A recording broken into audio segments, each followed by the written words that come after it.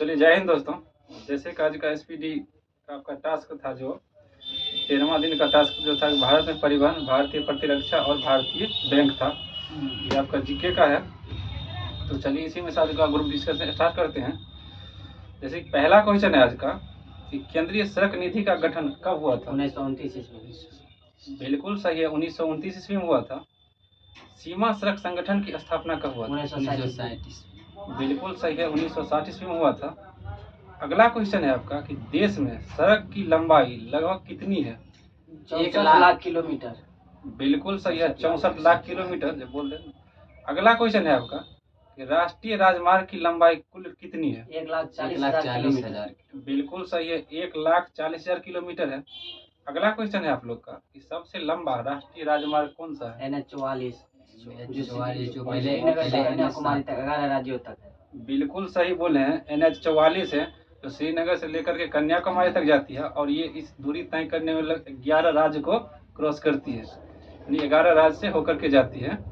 अगला कोई सबसे छोटा राष्ट्रीय राजमार्ग बताइएगा कौन सा है? NH47। बिल्कुल सही है, NH47A है जो केरल में है, वेलिंगटन द्वीप पर स्थित है।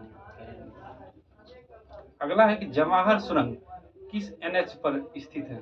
NH1 बिल्कुल सही पर स्थित है। बिल्कुल सही बोले, NH1A पर स्थित है जवाहर सुरंग।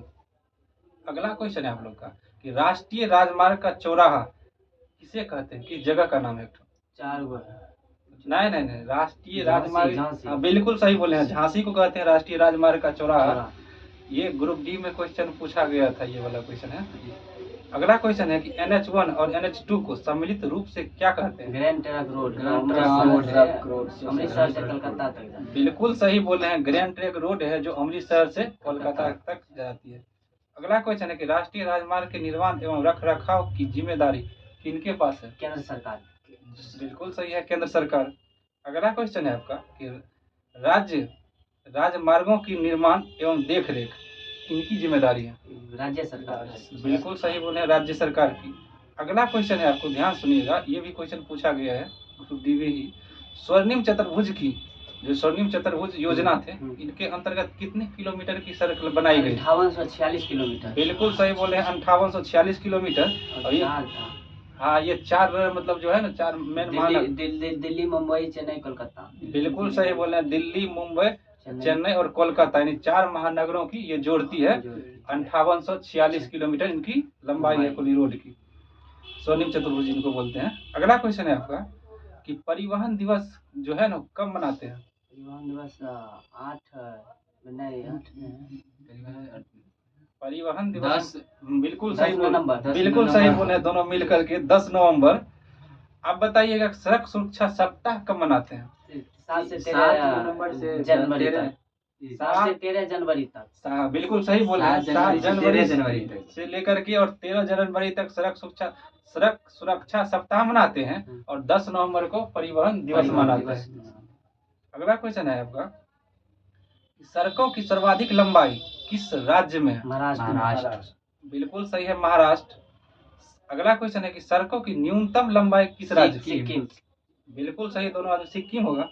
अगला है क्वेश्चन कि रोड रिसर्च इंस्टीट्यूट कहाँ स्थित है? नई दिल्ली में। बिल्कुल सही है, नई दिल्ली।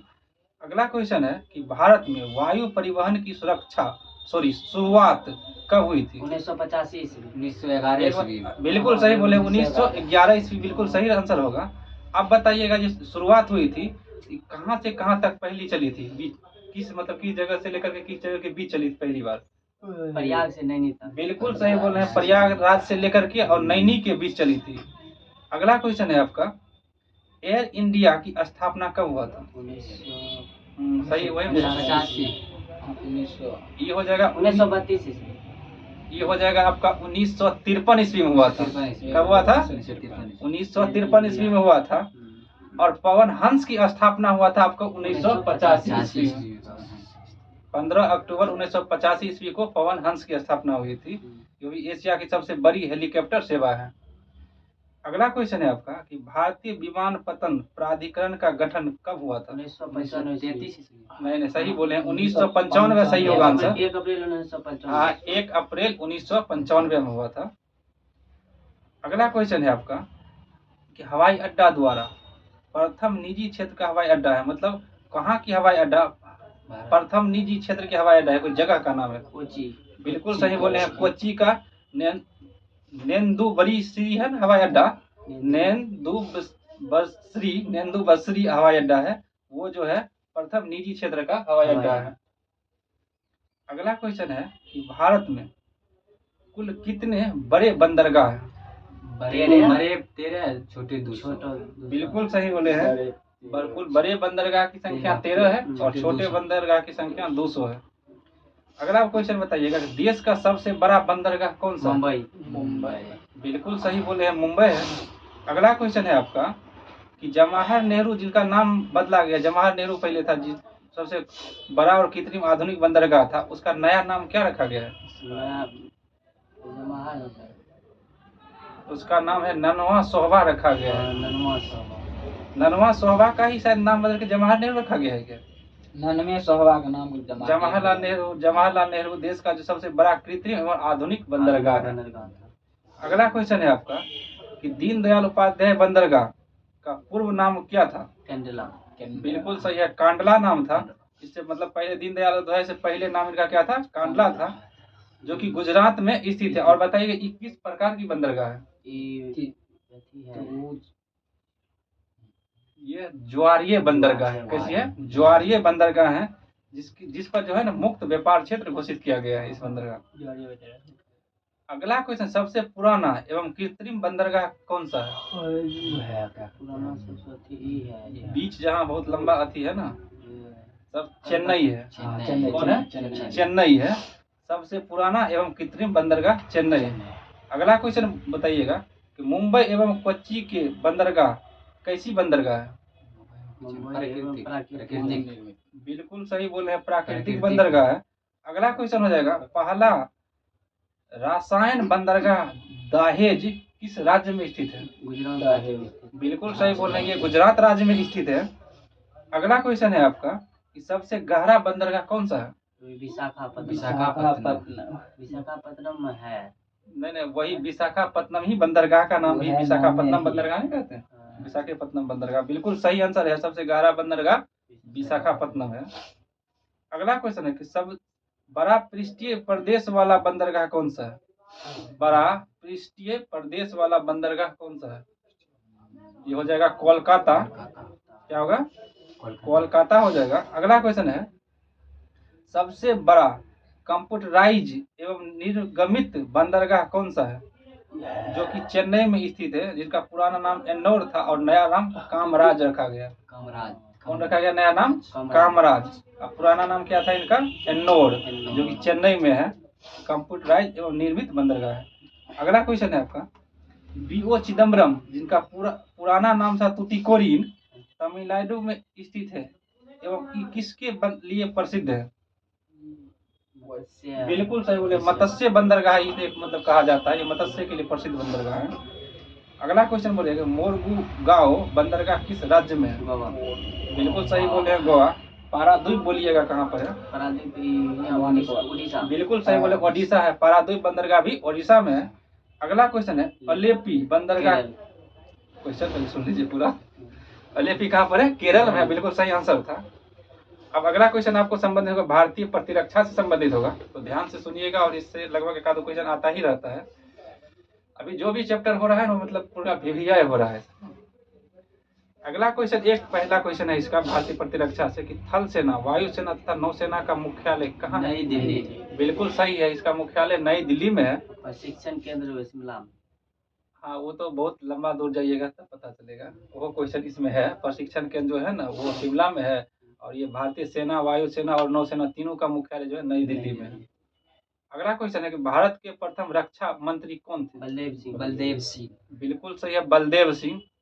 थल सेना को कितने कमानों में बांटा गया है? 7 कमानों में।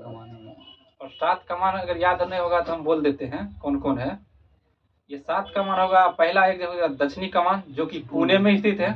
मध्य कमान, जो कि लखनऊ में स्थित है। पूर्वी, जो कि कोलकाता में स्थित है। उत्तरी, जो कि उधमपुर में स्थित है। पश्चिमी, चंडीगढ़ में स्थित है। और दक्षिण पश्चिमी, जयपुर में स्थित है। ठीक। और एक प्रशिक्षण कमान जो आप बोले थे इससे पहले, प्रशिक्षण कमान का मुख्यालय सही बोले, वो कहाँ पर है? शिमला में है। तो एक वो भी कमान। अगला क्वेश्चन है आपका, भारतीय थल सेना के प्रथम कमांडर इन चीफ कौन थे? जैसे थल, बिल्कुल सही बोले, जनरल करियप्पा थे। इसी का थल सेनापति भी बोलते हैं। कौन थे? जनरल करियप्पा। अगला क्वेश्चन, प्रथम फील्ड मार्शल कौन थे? जनरल मानेकशॉ। बिल्कुल सही बोले, जनरल मानेकशॉ थे। अगला क्वेश्चन है आपका कि भारत की थल सेना विश्व की कितनी स्थान अपना रखती है? चौथी। बिल्कुल सही है, थल सेना चौथी। आप बोलिएगा वायु सेना, पांचवी। और जल सेना सातवीं। बिल्कुल सही बोले, बिल्कुल सही बोले, सारा आंसर करेक्ट था। थल सेना है चौथी से रखती, मतलब चौथी स्थान रखती है पूरा विश्व में। और उसके बाद वायु सेना है वो पांचवी रखती है, और नौसेना सातवीं स्थान रखती है। चौथी कहीं देखी थी। चौथी तो है ना, वायु सेना चौथी स्थान पर है ना। नहीं वायु सेना के मैं स्थान पर पांचवी पर है अपना। पांचवी है। थल सेना और जल सेना चौथी है। कहाँ देखे थे? ये जो थल सेना जो है ना, थल सेना वो चौथी है, और नौसेना सातवीं स्थान रखती है, और वायु सेना वो पांचवी स्थान रखती है। इसमें करेक्ट आंसर। अगला क्वेश्चन है आपका कि राष्ट्रीय सुरक्षा एकेडमी कहाँ स्थित है? बिल्कुल सही बोले हैं, खरगवासला में होगा। अगला बोलिएगा आप लोग क्वेश्चन। हाँ, एनडीए उनको बोलते हैं, राष्ट्रीय सुरक्षा एकेडमी को। अगला क्वेश्चन है आपका कि वायु सेना एकेडमी कहाँ पर स्थित है? हैदराबाद में। बिल्कुल सही है, हैदराबाद। भारतीय मिलिट्री एकेडमी कहाँ पर है? बिल्कुल सही बोले हैं, देहरादून में होगा। अगला क्वेश्चन है आपका, इंडियन नेवल एकेडमी कहाँ स्थित है? ये हो जाएगा आपका कोच्चिन में है। कहाँ पर है? कोच्चिन में है। अगला क्वेश्चन है, तो लाइट चल गया, मोबाइल है?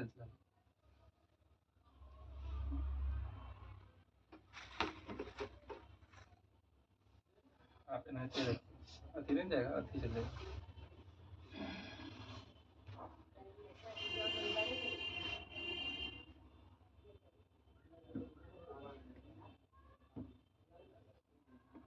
दिख जाएगा, चलो ठीक है, नहीं जाता है। अगला कहाँ तक थे? कोच्चिन तक थे ना। अगला क्वेश्चन बताइएगा, नौसेना को 3 कमानों में बांटा गया है, ये कौन कौन सा है? ओ अच्छा, दक्षिणी कमान बोलिए कहाँ है? दक्षिणी कमान ये हो जाएगा कोच्चिन। पूर्वी बोलिएगा विशाखापट्टनम, और पश्चिमी बोलिएगा मुंबई। बिल्कुल सही, मुंबई बिल्कुल सही था। अगला क्वेश्चन है, भारतीय नौसेना का प्रथम अध्यक्ष कौन थे? भारतीय नौसेना का ये थे, हाँ उसी नाम पर, वाइस एडमिरल आर.डी. कटारिया। कौन थे? आर.डी. कटारिया। हाँ, इसको इतना नाम रखिए सिर्फ यार, इतना लंबा नहीं, आर.डी. कटारिया रखिए। ठीक। अगला क्वेश्चन है कि भारतीय वायुसेना की स्थापना 8 अक्टूबर 1932 को हुई थी, जो 7 कमांडो में बटी हुई थी। ये तो आंसर सही तो हो गया था। भारतीय वायुसेना की स्थापना 8 अक्टूबर 1932 को हुई थी, जो 7 कमांडो में बटी हुई थी। अगला क्वेश्चन है कि वायुसेना का प्रमुख कौन थे? वायुसेना के प्रमुख, बिल्कुल सही बोले, वायुसेना का प्रमुख होता है वायुसेना अध्यक्ष होता है। अगला क्वेश्चन है आपका कि प्रथम एयर चीफ एडमिरल कौन थे? प्रथम एयर चीफ एडमिरल कौन थे? ये थे थॉमस एम हस्ट। कौन थे? थॉमस एम हस्ट थे। अगला क्वेश्चन है कि वायुसेना के प्रथम भारतीय अध्यक्ष कौन थे? हाँ बिल्कुल सही बोले, सुब्रतो मुखर्जी थे, एयर मार्शल सुब्रतो मुखर्जी थे। अगला क्वेश्चन है, ये कौन थे? एयर मार्शल वायुसेना के प्रथम भारतीय अध्यक्ष थे, एयर मार्शल सुब्रतो मुखर्जी। अगला क्वेश्चन है, वायुसेना का ध्येय वाक्य क्या है? अस्पृशम। बिल्कुल उसी पर, इतने याद है तो हो गया। नमः अस्पृशम दीप्तम है, दीप्तम। नमः अस्पृशम और दीप्तम। तथा नौसेना क्या है? वरुण। हाँ बिल्कुल, स न वरुण थे। अगला क्वेश्चन है आपका, भारत का सर्वोच्च वीरता पुरस्कार कौन सा है? परमवीर चक्र। बिल्कुल सही है, परमवीर चक्र है। जो ये वीरता पुरस्कार परमवीर चक्र है, ये सबसे पहले किन्हें दिया गया था? मेजर सोमनाथ वर्मा को 1947 ईस्वी में। बिल्कुल करेक्ट आंसर है, मेजर सोमनाथ वर्मा 1947 ईस्वी में दिए थे। मेजर सोमनाथ शर्मा है, सर मैडम वर्मा बोलती है नहीं, शर्मा है, मेजर सोमनाथ शर्मा नवंबर 1947 में इनको दिया गया था प्रथम परमवीर चक्र। अगला क्वेश्चन है कि तीनों सेनाओं का प्रमुख कौन होते हैं? राष्ट्रपति। बिल्कुल सही है, तीनों सेनाओं के सेना प्रमुख होते हैं राष्ट्रपति। अगला क्वेश्चन है कि थल सेना का प्रधान कौन होते हैं? थल सेना का प्रधान यह कहते हैं chief of the army staff. थल सेना को प्रधान को बोलते हैं chief of the army staff. और जल सेना को क्या बोलते हैं? जल सेना को प्रमुख को बोलते हैं एडमिरल रैंक की जो होता है उसे बोलते हैं chief of the naval staff. वो एडमिरल रैंक के होते हैं, उसमें रैंक सब चीफ। और वायु सेना को बोलते हैं chief of the air staff, chief of the air staff. अगला क्वेश्चन है कि थल सेना दिवस मनाया जाता है कब? 15 तो ठीक है, बिल्कुल सही, 15 जनवरी हो जाएगा। अगला क्वेश्चन है कि नौसेना बताइएगा। 4 दिसंबर। बिल्कुल है, 4 दिसंबर नौसेना दिवस। वायु सेना दिवस बताइएगा। बिल्कुल सही है, वो 8 अक्टूबर। अगला क्वेश्चन है आपका कि भारत में बनी पहली पनडुब्बी का नाम क्या था? INS साल्की। बिल्कुल सही बोल रहे हैं, INS साल्की था पहली पनडुब्बी जो कि भारत में बनी थी। अगला क्वेश्चन, स्वदेशी डिजाइन एवं स्वदेश में निर्मित प्रथम प्रक्षेपास्त्र जो कि 1988 में प्रक्षेपित हुआ था, उनका नाम क्या था? बिल्कुल सही है, पृथ्वी नाम था उनका। अगला क्वेश्चन है, भारत का प्रथम टैंक रोधी प्रक्षेपास्त्र कौन है? नाग। बिल्कुल सही है, नाग है। अगला क्वेश्चन है कि प्रथम विमान वाहक पोत कौन है? INS। बिल्कुल सही है, INS विक्रांत है। अगला क्वेश्चन है कि भारत में बनने वाला सबसे पहला युद्ध पोत कौन है? नीलगिरी। बिल्कुल सही है, नीलगिरी है, जो कि जिसका पूरा नाम है INS नीलगिरी। नीलगिरी है, बस याद रखिए, वो काफी है। अगला क्वेश्चन है भारतीय वायुसेना का पहला नाम क्या था? इंडियन और उससे पहले कुछ था लगा हुआ, इंडियन तो है, रॉयल इंडियन एयरफोर्स। बिल्कुल सही बोले, रॉयल इंडियन एयरफोर्स था नाम। और नौसेना का बताइएगा पहले क्या था? Royal Indian marine. बिल्कुल सही, रॉयल इंडियन मेरीन था। तो आपका भारतीय प्रतिरक्षा से जो भी क्वेश्चन संबंधित था ना कि वो SPD में वो खत्म हो गया। अब आपका संबंध होगा भारतीय बैंकिंग से, ठीक। इसमें आप लोग बताइएगा कि यूरोपियन पद्धति पर आधारित भारत का पहला बैंक कौन था? बैंक ऑफ हिंदुस्तान 1770 बिल्कुल सही है, एकदम 100% करेक्ट आंसर है, बैंक ऑफ हिंदुस्तान, और 1770 ईस्वी में इसका स्थापना हुआ। अगला क्वेश्चन है आपका कि सीमित देयता के आधार पर प्रथम भारतीय बैंक कौन थे? 1880 ईस्वी में। नहीं, इसका स्थापना 1881 में हुआ है। इंपीरियल बैंक नहीं, इंपीरियल है bank of Awadh commercial bank है, अवध कॉमर्शियल बैंक है। अगला है कि पूर्ण रूप से भारत देश का पहला बैंक कौन है? जो कि पंजाब नेशनल। बिल्कुल सही बोले हैं, पंजाब नेशनल हो जाएगा। कौन हो जाएगा? पंजाब नेशनल। इसका स्थापित हुआ था 1894 ईस्वी में। अगला क्वेश्चन, भारत का केंद्रीय बैंक भारतीय रिजर्व बैंक की स्थापना RBI जो है, RBI इस एक्ट के केमा एक्ट के तहत हुआ था? एक्ट 1934 1 अप्रैल 1935 को। बिल्कुल सही, एक्ट 1934 के तहत 1 अप्रैल 1935 में हुआ था। 5 करोड़ रुपया पूंजी से हुआ था। अब बताइएगा आप लोग, इसी में क्वेश्चन है कि किस अनुसूची के तहत हुआ था इसे? अनुसूची हुआ था अनुसूची 2। बिल्कुल सही है, अनुसूची 2 के तहत हुआ था। दोनों आदमी के एकदम करेक्ट आंसर, अनुसूची 2 के तहत हुआ था। अगला क्वेश्चन है आपका, भारतीय रिजर्व बैंक का मुख्यालय कहाँ है? मुंबई। बिल्कुल सही बोले, मुंबई। अगला क्वेश्चन है, और इसका जो राष्ट्रीयकरण कब किया गया था RBI का? 1 अप्रैल 1949। अप्रैल नहीं है, 1949। हाँ 19 कोनो है, 1 जनवरी 1949 को है, 1 जनवरी 1949 का है। 1 अप्रैल 1935 में इसको जो है ना अथी किया गया था, मतलब स्थापित किया गया था RBI। अगला क्वेश्चन है आपका कि भारत का सबसे बड़ा सरकार का बैंक कौन सा है? बिल्कुल सही है, RBI है, भारतीय रिजर्व बैंक है, जिसका 1 जुलाई से लेकर के और 30 जून तक इसका वित्तीय वर्ष रहता है, ठीक। 1 जुलाई से लेकर 30 जून तक वित्तीय वर्ष रहता है। अगला क्वेश्चन बताइएगा, रिजर्व बैंक के प्रथम गवर्नर कौन थे? ओसबर्न बिल्कुल सही है, स्मिथ। बिल्कुल सही, ओसबर्न स्मिथ। बताइएगा प्रथम भारतीय गवर्नर जनरल कौन थे? गवर्नर जनरल हम बोल रहे हैं, गवर्नर है, गवर्नर से बिल्कुल सही है, सीडी देशमुख है। प्रथम महिला डिप्टी गवर्नर कौन थी? बिल्कुल सही, केजी उदेसी है, केजी उदेसी बिल्कुल सही आंसर था। केंद्रीय बैंकिंग जांच समिति की स्थापना कब हुई थी? 1931 बिल्कुल सही बोले, 1931 में। अगला क्वेश्चन है 1921 में 3 प्रेसिडेंशियल बैंक को मिला करके किस बैंक की स्थापना की गई थी? Imperial bank. हाँ बिल्कुल सही बोले, इंपीरियल बैंक, इंपीरियल बैंक। अगला क्वेश्चन है आपका, 1 जुलाई 1955 को इंपीरियल बैंक का नाम क्या कर दिया गया? State bank. बिल्कुल सही, भारतीय स्टेट बैंक या SBI।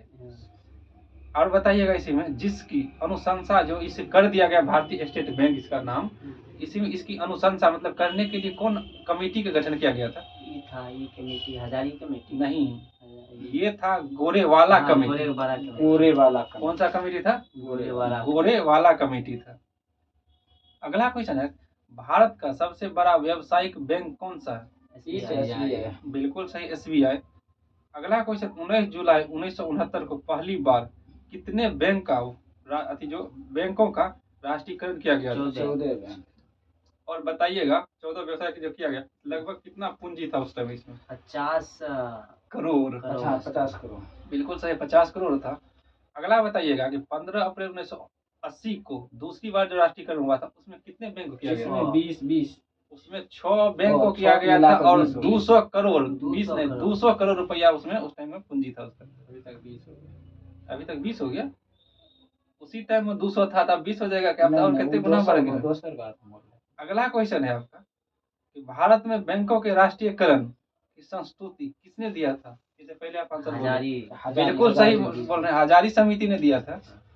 अगला क्वेश्चन है कि बैंकों के राष्ट्रीयकरण के समय RBI का गवर्नर कौन थे? गवर्नर बिल्कुल सही, जहाँ जा रहे हैं बोलिए दिए, LK झा थे। कौन थे? LK झा थे। अगला क्वेश्चन, प्रधानमंत्री इंदिरा गांधी। हाँ, जिस समय वो हुआ था ना, मतलब उस समय प्रधानमंत्री इंदिरा गांधी अथी में था, जब राष्ट्रीयकरण हुआ था उस टाइम प्रधानमंत्री का इंदिरा गांधी का पीरियड चल रहा था और जिस गवर्नर थे उस टाइम LK झा थे। अगला क्वेश्चन है, वर्तमान में राष्ट्रीयकरण बैंकों की कुल संख्या कितनी है? 12। बिल्कुल सही, 12 हो जाएगा। देश का पहला क्षेत्रीय ग्रामीण बैंक की स्थापना कब हुई थी? 1975। बिल्कुल सही है, 2 अक्टूबर 1975 को हुई थी। अगला क्वेश्चन है, 2 अप्रैल 1994 को स्थापित UTI बैंक का नाम बदलकर 2007 में क्या कर दिया गया?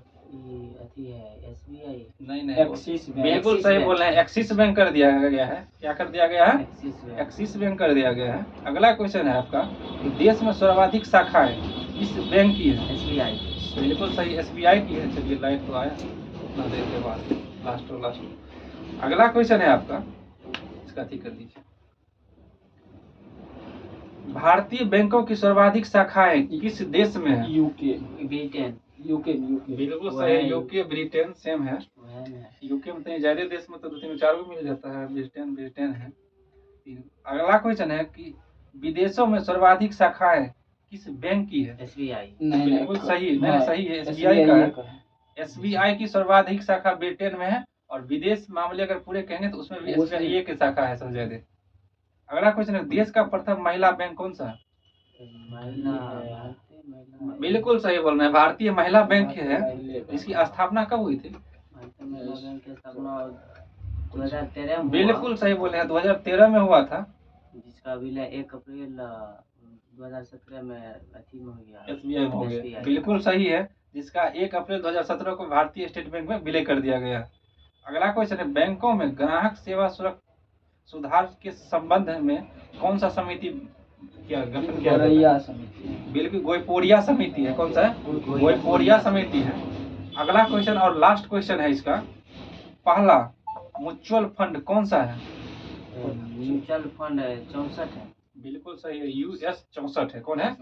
US 64 है। तो चलिए, आपका ये आज 13वां दिन खत्म होगा और कल का टास्क कौन रहेगा? कल का ये 14 नंबर का टास्क रहेगा, पेज 14, जिसमें आपका होगा भारत में संचार व्यवस्था और भारत में उद्योग और फिल्म जगत। इसमें लगभग 3 सेक्टर में बटा रहता है, तो ये तीनों सेक्टर का होगा आपके साथ। अच्छा, वो एगो क्वेश्चन जो था नेवी वाला, चारवा स्थान था, सातवां स्थान जो नेवी था, का हाँ वो चारवा स्थान हम बोले थे, पुरनका एसपीडी में था, इसलिए बोल दिए। तो पुराना काम होगा ना, नया वाला है ना, तब जो नया अपडेट रहिएगा ना, पुराना वाला में होगा, नया है तो नया वाला ना। हाँ तो होगा ना, ये स्थान मान लीजिए किसी देश का हो जाए तो आगे बढ़ते रहता है। चलिए ज्यादा बात नहीं करते हुए आगे के अपना क्या टास्क है? होगा दर्पण वाला बारे में होगा, और ये है ना, ये सब करेंट का चीज है, ये सब बदलते रहेगा, समझे ना, किसका स्थान कब कहाँ चल जाता है, कहाँ चल जाता है, थोड़ा बहुत ऊपर नीचा होते रहता है, इसलिए कोई अति करने की बात है। मतलब सेना होना के बारे में कि मतलब मान लीजिए अभी चौथा, हमारे इंडिया पहले अर्थव्यवस्था में 7वां पर था, 6ठा पर आया, अभी 5वां पर आ गया, ये सब बदलते रहता है। करेंट से याद कीजिए, करेंट वाला बुक से अच्छा रहेगा। तो चलिए आज का जो इसमें होगा साइंस का जो आपका प्रमुख उपकरण द्वारा ऊर्जा का रूपांतरण, इसमें बहुत सारा है जो देख लीजिए, अभी कराने जा रहे हैं। बोलिएगा आप लोग कि विद्युत ऊर्जा को प्रकाश ऊर्जा में रूपांतरित करने वाला उपकरण कौन सा है? बिल्कुल सही बोल रहे हैं, विद्युत बल्ब है। अगला क्वेश्चन बोलिएगा कि विद्युत ऊर्जा को उष्मा ऊर्जा में रूपांतरित कौन सा यंत्र करता है? बिल्कुल सही बोल रहे हैं, विद्युत हीटर करता है। अब बताइए लाउड स्पीकर जो है ना, किस ऊर्जा को किस ऊर्जा में अति करता है? ध्वनि ऊर्जा को परिवर्तित करता है। ध्वनि ऊर्जा को यांत्रिक ऊर्जा में। नहीं आपका गलत आंसर। लाउड स्पीकर विद्युत ऊर्जा को ध्वनि ऊर्जा में। बिल्कुल सही बोल रहे हैं, सही बोले थे आप पहले, ये विद्युत ऊर्जा को ध्वनि ऊर्जा में अति किया करते हैं लाउड स्पीकर। आप बताइएगा कि विद्युत मोटर किस ऊर्जा को किस ऊर्जा में रूपांतरित करते हैं? विद्युत ऊर्जा को यांत्रिक। बिल्कुल सही बोले हैं दोनों आदमी, विद्युत ऊर्जा को यांत्रिक ऊर्जा में करते हैं रूपांतरित विद्युत मोटर। अगला क्वेश्चन बोलिएगा कि यांत्रिक ऊर्जा को विद्युत ऊर्जा में रूपांतरित कौन करते हैं? बिल्कुल सही बोले, डायनमो करते हैं। अब बताइएगा आप लोग कि मोमबत्ती किस ऊर्जा को किस ऊर्जा में रूपांतरित करते हैं? रासायनिक ऊर्जा को उष्मा और प्रकाश। बिल्कुल सही बोले हैं, मोमबत्ती जो होता है ना, रासायनिक ऊर्जा को उष्मा और प्रकाश ऊर्जा में रूपांतरित करते हैं। अगला क्वेश्चन बोलिएगा, माइक्रोफोन बोलिएगा किस ऊर्जा को किस ऊर्जा में करते हैं? माइक्रोफोन ध्वनि ऊर्जा को यांत्रिक ऊर्जा। बिल्कुल सही है, बिल्कुल। माइक्रोफोन है ना, नहीं यांत्रिक कौन होगा वो? यांत्रिक ऊर्जा को माइक्रोफोन जो है ना, वो ध्वनि ऊर्जा को विद्युत ऊर्जा में करते हैं, ध्वनि ऊर्जा को विद्युत ऊर्जा में करते हैं। अगला क्वेश्चन, सोलर सेल किस ऊर्जा को किस में करते हैं? प्रकाश ऊर्जा को विद्युत ऊर्जा। सौर ऊर्जा को विद्युत ऊर्जा। बिल्कुल सही बोले हैं, सोलर सेल जो होता है ना, वो सौर ऊर्जा को विद्युत ऊर्जा में रूपांतरित करते हैं। अगला क्वेश्चन है कि विद्युत सेल बोलिएगा किस ऊर्जा किस में करते हैं? विद्युत सेल रासायनिक ऊर्जा को, रसायन के लिए विद्युत बना देगा, रासायनिक ऊर्जा को विद्युत ऊर्जा बनाएगा। अब बताइएगा सितार किस ऊर्जा को किस ऊर्जा में? यांत्रिक ऊर्जा को ध्वनि ऊर्जा। बिल्कुल सही बोल रहे हैं, यांत्रिक ऊर्जा को ध्वनि ऊर्जा में करते हैं सितार। अगला क्वेश्चन आपका जो दर्पण से संबंधित है, ये है आपका अवतल दर्पण से संबंधित क्वेश्चन होगा, अभी जो भी क्वेश्चन होगा। अब बताइएगा आप लोग कि कोई वस्तु, जैसे प्रतिबिंब बोल रहे हैं, आप वस्तु की स्थिति बोल दीजिएगा, ये छोटा सा फोकस पर, अगर फोकस पर है, अगर कोई प्रतिबिंब बनता है जो वास्तविक उल्टा और वस्तु से छोटा बनता है, तो बताइए कि वो वस्तु किस स्थान पर रखा है? बिल्कुल सही बोल रहे हैं, वो अनंत पर रखा हुआ होगा। अब उल्टा बोलते हैं कि वक्रता केंद्र तथा अनंत के बीच अगर कोई वस्तु रखा हुआ है, तो उसका प्रतिबिंब कैसा बनेगा? वक्रता केंद्र और फोकस के बीच। बिल्कुल सही बोल रहे हैं, वक्रता केंद्र और फोकस के बीच में बनेगा, और वो वास्तविक बनेगा, उल्टा बनेगा, वास्तविक बनेगा, सबसे छोटा उल्टा भी बनेगा, और वस्तु से छोटा बनेगा, छोटा बनेगा। बन जाएगा। अगला क्वेश्चन है आपका, ये बहुत तेज में क्वेश्चन है। अगला क्वेश्चन है, इसमें लंबा लंबा लेकिन आंसर बोलना होगा। शॉर्ट में बोल देंगे हम। अच्छा ठीक है। वक्रता केंद्र पर अगर कोई वस्तु रखा हुआ है, उसका प्रतिबिंब कहाँ बनेगा? इसमें जितना आंसर पूछे यहाँ लोग सब याद रहे आपको लोग का, तो जितना जितना पूछेंगे उतना ही बोलिएगा, तो एक आंसर हो जाएगा, एक मतलब वर्ड में। आप बताइए कि फोकस पर अगर कोई वस्तु रखा हुआ है, वो वस्तु की मतलब उल्टा बनेगा या सीधा बनेगा? फोकस पर रखा हुआ है। बिल्कुल सही है, ये अवतल दर्पण में उल्टा बनेगा। अब बताइएगा, अवतल दर्पण से ही संबंधित क्वेश्चन है कि फोकस तथा ध्रुव के बीच अगर कोई वस्तु रखा हुआ है तो वो वस्तु दर्पण की किस ओर प्रतिबिंब, उल्टा पीछे, दर्पण की पीछे बनेगा। और उसका अथा ये बताइए प्रकृति कैसी रहेगा? प्रकृति काल्पनिक बिल्कुल सही बोला, काल्पनिक बड़ा रहेगा। रहेगा। हाँ, काल्पनिक रहेगा और वस्तु से बड़ा रहेगा। अगला आपका क्वेश्चन संबंधित होगा उत्तल दर्पण से। उत्तल दर्पण से क्वेश्चन वैसे पूछा भी नहीं जाता है, लेकिन एक आध पूछते हैं तो सुनिए लीजिए। अगर कोई वस्तु जैसे कि अनंत पर है उत्तल दर्पण में, उसका जो है ना प्रतिबिंब कैसा बनेगा? फोकस पर काल्पनिक आभासी, वही आभासी काल्पनिक आभासीय काल्पनिक एक ही होगा। सीधा एक एक आंसर बोलिए ना। अनंत पर रहेगा तो कैसा बनेगा? काल्पनिक बनेगा। ठीक। अगर कोई वस्तु ध्रुव तथा अनंत के बीच हो तो उसका उसका मतलब कैसा प्रतिबिंब बनेगा? काल्पनिक या आभासी? वस्तु ध्रुव पर है तो वस्तु से पीछे बनेगा, और अनंत पर है तो मुक्त फोकस के बीच पीछे बनेगा। सीधे उसका अति काल्पनिक बोल दीजिए, काल्पनिक बनेगा, सीधा तथा वस्तु से छोटा बनेगा। अगला क्वेश्चन आपका संबंधित जो है ना उत्तल लेंस से संबंधित है। क्वेश्चन उत्तल लेंस से संबंधित है। आप लोग बताइएगा ध्यान से कि अगर कोई वस्तु अनंत पर हो उत्तल लेंस में, तो उसका जो आकृति होगा ना वस्तु का वास्तविक होगा या काल्पनिक होगा? उत्तल लेंस पर, उत्तल लेंस वास्तविक होगा। बिल्कुल सही बोले, वास्तविक होगा। अब बताइएगा वक्रता केंद्र पर अगर कोई वस्तु रखा हुआ है उसका प्रतिबिंब कहाँ बनेगा? वक्रता केंद्र पर बनेगा। बिल्कुल सही, वक्रता केंद्र पर ही बनेगा। अगला बताइएगा कोई वस्तु अगर फोकस पर रखा हुआ है उसका प्रतिबिंब कहाँ बनेगा? अनंत पर। बिल्कुल सही है, उत्तल लेंस में अनंत पर फोकस बनेगा। चलिए हो गया। अगला क्वेश्चन है आपका अमोनिया गैस बनाने की हैबर विधि में किस उत्प्रेरक का उपयोग किया जाता है? अमोनिया गैस को बनाने की हैबर विधि में किस उत्प्रेरक का उपयोग किया जाता है? लोहे का चूर्ण हो। बिल्कुल सही बोले हैं, लोहे का चूर्ण का होगा। अगला क्वेश्चन है कि सल्फ्यूरिक अम्ल बनाने की संपर्क विधि में किस उत्प्रेरक का उपयोग किया जाता है? नहीं, एक बार और क्वेश्चन, सल्फ्यूरिक अम्ल बनाने की संपर्क विधि में किस उत्प्रेरक का प्रयोग किया जाता है? यह किया जाता है प्लेटिनम चूर्ण का प्रयोग। प्लेटिनम चूर्ण का प्रयोग किया जाता है। अगला वनस्पति तेल या कृत्रिम घी बनाने के लिए किसका किया जाता है उत्प्रेरक का? वनस्पति घी और तेल, निकेल। सही बोले, निकेल होगा। केरल नहीं, निकेल होगा। अगला क्वेश्चन है क्लोरीन गैस बनाने की डिक्कन विधि में किस उत्प्रेरक का प्रयोग किया जाता है?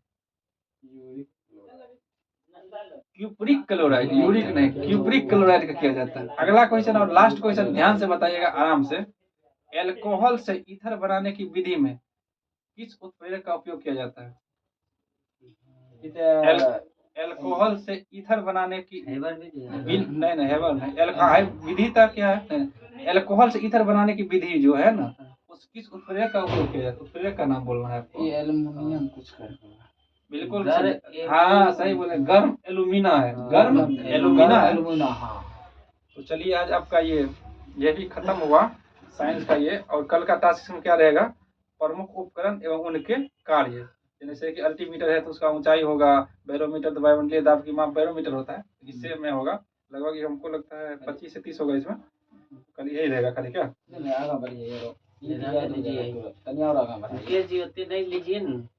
ले लीजिए। ठीक है, ये तो पूरे ले लीजिए, इधर ले लीजिए, इसको साथ लेना है अपना की टेंशन। ठीक, उसके बाद